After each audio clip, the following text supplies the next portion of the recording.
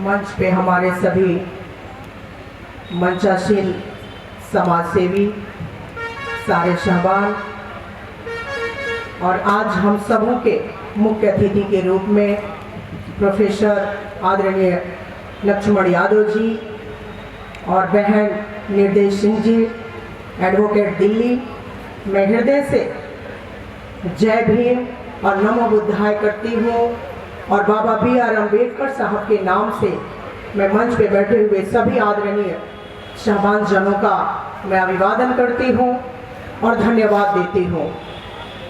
हमारे सामने, इस मंच के सामने श्रोतागण, हमारे पिता तुल्य बुजुर्ग, नौजवान साथी, हमारी बहनें और सारे आयोजक मंडल और मीडिया प्रभारी, मैं सभी को दिल की गहराइयों से बाबा B.R. अम्बेडकर के नाम से मैं सभी के अभिवादन करती हूँ, स्वागत करती हूँ और धन्यवाद देती हूँ आपकी उपस्थिति के लिए। आज आपको देख करके मेरे मन में तरह तरह के विचार उमड़ रहे हैं। आज इस जगह पे बुलाने के लिए, आने के लिए, आपसे बातचीत करने के लिए जो मौका मिला है, इसके लिए मैं हृदय से संचालक महोदय और आयोजक मंडल को मैं हृदय से धन्यवाद देती हूँ। और आपको देख करके मेरे मन में ये विचार हो रहा है कि आज पूरे भारत की आबादी को पता है सभी को, और ओबीसी के नाम पे, पिछड़ों के नाम पे कितने सारे लोग हमारे भारत के निवास करते हैं, जो दुनिया के कई देशों की आबादी से भी बढ़कर है। लेकिन आज की उपस्थिति थोड़ा सा मन को हिला रही है, क्योंकि आज ऐसे तैसे कार्यक्रम नहीं है, आज एक संविधान दिवस का अवसर है।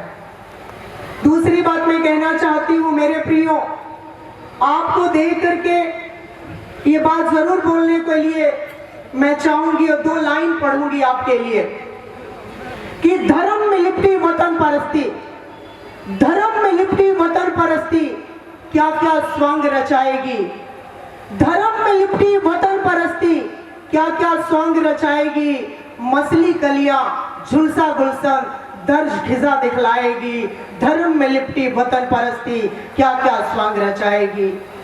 यूरोप जिस दहशत से अब भी, यूरोप जिस दहशत से अब भी सहमा सहमा रहता है, खतरा है वो वहशत मेरे मुल्क में आग लगाएगी, धर्म में लिपटी वतन परस्ती क्या क्या स्वांग रचाएगी। जर्मन गैस कदों से अब भी, जर्मन गैस कदों से अब भी खून की बदबू आती है, डर लगता है अंधी वतन परस्ती हमको उस रास्ते ले जाएगी, उस रास्ते ले जाएगी। मेरे प्रियो, आपके बारे में मैं जो जानती हूँ वही फिर से आपको स्मरण कराना चाहती हूँ। आप धरती पुत्र हैं, बरसात में, धूप में और ठंड में तपस्वी की तरह डटे रहते हैं। भगवान से डरना, धर्म के नाम पे सब कुछ सहना, दान दक्षिणा देना आपके स्वभाव में है। ठगना आपको आता नहीं है और ठग लिए जाते हैं तो पता भी नहीं चलता। अन्याय को भगवान की मर्जी समझकर सह लेते हैं। खेत पानी बीज खाद आपका संतोष धन है और अपमान का घूंट पीना सहज कर्म है। यही सत्य है। मेरे प्रियो, मैं कहना चाहती हूँ आप सबों से, आज जिस मुल्क में हम हैं, आपको वो दिन, क्योंकि 10 मिनट बोलना है और आपके सामने वो दिन, उस बात को स्मरण कराना चाहती हूँ मैं। आपने कभी वैदिक भारत, बौद्ध भारत, ब्राह्मण हिंदू गुलाम भारत तथा स्वतंत्र भारत के इतिहास में एक निगाह जरूर डाली होगी, क्योंकि आप भारत में रहते हैं। आपको ये बात पता होगा कि बौद्ध भारत के वक्त में समता, स्वतंत्रता, वर्ण जाति विहीन, शोषण विहीन समाज संचालित होता था। सारी पिछड़ी जातियों ने और अन्य दलित अधिकार विहीन जातियों ने शाक्य पुत्र महात्मा बुद्ध के नेतृत्व में ज्ञान की वह लपट पैदा कर दी कि पाखंड की सहायता से धन पैदा करने वालों का खात्मा हो गया। भारत एक स्वर्ण युग था। भारत भूमि से लेकर विदेशी भूमि तक फैले मौर्य साम्राज्य के संस्थापक चक्रवर्ती सम्राट चंद्रगुप्त मौर्य की जीवन की कहानी फारस से लेकर आज तक पहुंची थी। आज देख सकते हैं आप, जिनके सामने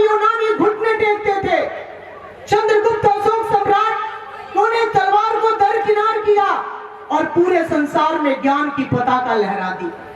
लेकिन विश्वासघातियों ने हार नहीं माना। विश्वासघातियों ने ज्ञान का मुकाबला विश्वासघात से करने का निश्चय कर लिया और भारत की लालनाओं की दुर्दशा इस ब्राह्मण भारत देश में होना शुरू हो गया और आज वही होता चला आ रहा है। मैं आपको स्मरण दिलाना चाहती हूँ मेरे भाई और बहनों कि आपको जब 1947 में देश आजादी हुआ तो देश के लोगों को लगा कि हमारा मुल्क हमें मिल गया, हमारा देश हमें मिल गया। देश के प्रति अच्छे सपने देखने लगे, अच्छी आशाएं रखने लगे, विश्वास करने लगे कि नेहरू जैसे कद्दावर नेता, तपे तपाए लोग हम सब कुछ ठीक कर देंगे।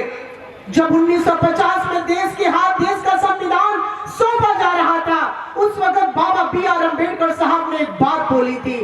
उन्होंने बोला था हमारा मुल्क तो हमें मिल गया, हमारा देश तो हमें मिल गया, आपको एक वोट और एक व्यक्ति का सिद्धांत तो लागू रहेगा, लेकिन इस समाज में गैर बिरादरी विद्यमान रहेगी। आज वही गैर बराबरी बढ़ते बढ़ते खाई का रूप धारण कर लिया है। मेरे प्रियो, कुछ समयों तक लगा कि हमें विकल्प की आवश्यकता नहीं है, लेकिन 1953 में देश में ऐसे कुछ काम होने लगे थे जिससे देश के लोगों को लगने लगा कि सत्ता उतनी लोकतांत्रिक नहीं है जितनी हमने लड़ाई के समय परिकल्पना की थी। हमारा देश उतना लोकतांत्रिक नहीं है। मेरे प्रियो, मैं आपको स्मरण दिलाना चाहती हूँ, आप आज संविधान दिवस के अवसर में आप आए हैं। क्या अपने आत्मा से पूछिए कि क्या जिस प्रकार सामाजिक संरचनाएं होनी चाहिए क्या वो है? क्या जिस प्रकार लोकतांत्रिक संरचनाएं होनी चाहिए क्या वो है?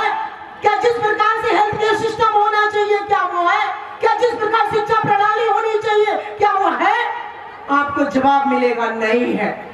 तो फिर जब आज नहीं है तो फिर अगली वाली आने वाली पीढ़ी को, आने वाली जनरेशन को आप कैसा मुल्क सौंप के जाना चाहते हैं? आप कैसा देश सौंप के जाना चाहते हैं? मेरे प्रियो, आज एक संकल्प लेने की जरूरत है, एक प्रतिज्ञा लेने की जरूरत है अपने आप में, क्योंकि आप नहीं रहे। इन लोगों ने, छलियों ने, पाखंडियों ने आपका एक नया नाम दिया है और अब जानते हैं कि ये समाज 4 वर्णों के आधार पर टिका हुआ है। ये पिछड़े समाज के लोगों, इतनी सी बात हमें समझ में क्यों नहीं आती है कि हमें न कोई ब्राह्मण का उपाधि देता है, न क्षत्रिय का उपाधि देता है, न वैश्य का उपाधि देता है। अगर तो हम रियल में देखें तो शूद्र ही है, लेकिन शूद्र को शूद्र का एहसास ना हो, एक टोपी पहना दिया गया और जिस टोपी का नाम है हिंदू। और समय समय पे इसका किस प्रकार सदुपयोग करना है, किस प्रकार इसका आपको हक को मारने के लिए उपयोग में लाना है, उनको अच्छी रीति से आती है। इसीलिए आपका नाम मैं देना चाहती हूँ।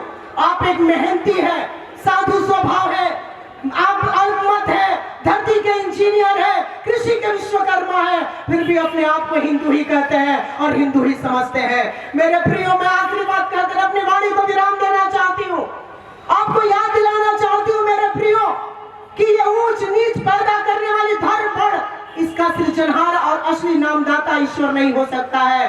इस नकली लोगों ने जो आज देश की सत्ता में काबिज है, इस देश को पाखंड और विश्वास की वो अदृश्य दीवार खड़ा कर दी जो समाज को और जाति को और इंसान को, मानवता को अलग थलग करके रख दिया।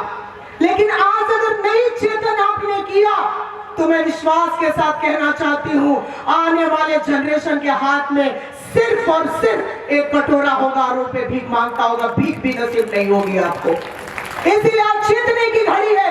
आज अगर नहीं चेतेंगे तो अपने नंबर का इंतजार करिए, और वो नंबर ये है कि आज दलित पिट रहा है, सब चुप है, आज महिला पिट रही है, सब चुप है, कल हम पिटेंगे, सब चुप रहेंगे। मेरे प्रियो, आज संविधान दिवस के अवसर पे मैं इतना ही कहना चाहती हूँ कि आज इस देश में कांग्रेस ने भी रूल किया, अलग अलग रीजनल पार्टियों ने भी रूल किया, इस देश में समाजवाद का सपना लेकर आए, उनका भी लोगों ने आदर मान किया, इस देश के अन्य हिस्सों में वामपंथी सरकारें भी बनी, लेकिन जो विचार लागू करना चाहिए, जो सिद्धांत लागू करना चाहिए, वो सिद्धांत लागू सत्ता में रहकर इन लोगों ने नहीं किया, जिसका फलस्वरूप आज ऐसे सत्ता हाथ में है जिनको देश की एकता और अखंडता और संविधान से कोई लेना देना नहीं है, कोई लेना देना नहीं है मेरे प्रियो। इसलिए आपको आज चेतने की जरूरत है।